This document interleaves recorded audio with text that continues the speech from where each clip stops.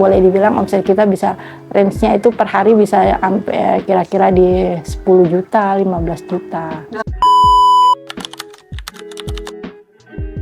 Memang kalau kita bekerja di perusahaan orang, hasilnya lebih menjanjikan. Tapi kan kalau boleh dibilang itu juga kan hasil perjuangan kita bertahun-tahun, ya bertahun-tahun. Jadi kalau kita usaha sendiri pun untuk mendapat hasil seperti itu sebenarnya bukan yang mustahil kalau kita juga mau kerja keras. Dulu awal pertama sekali saya buka itu omsetnya nggak segini loh. Boleh dibilang, aduh, awal-awal lah. Satu hari itu kita hanya dapat 200.000. Untuk yang sembako? Iya, 300.000 seperti itu ya kan.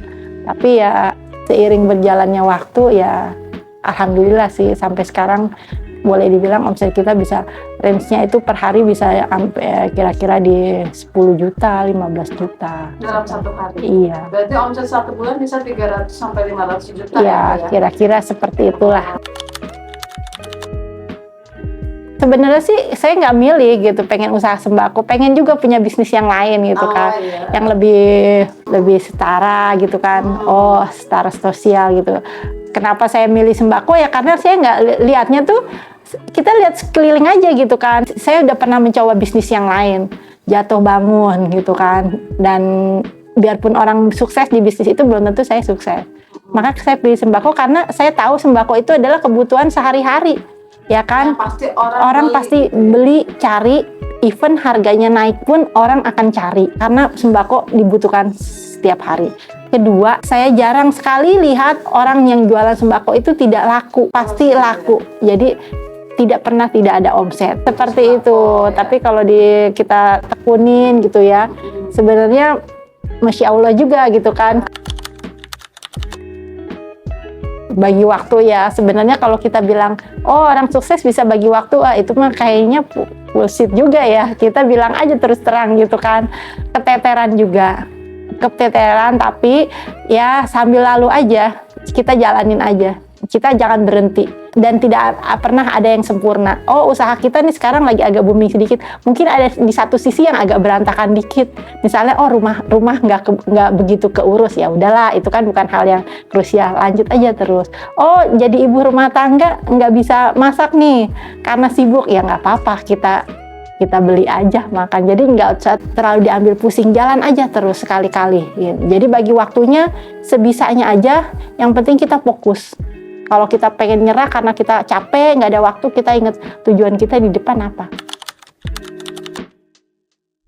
Modal yang dibutuhkan untuk usaha sembako itu sebenarnya tidak besar. Kita bisa lihat kok di Google, di mana banyak kok ya artikel yang membahas itu. Yang penting kita bisa memanage keuangan kita dan memanage hati kita.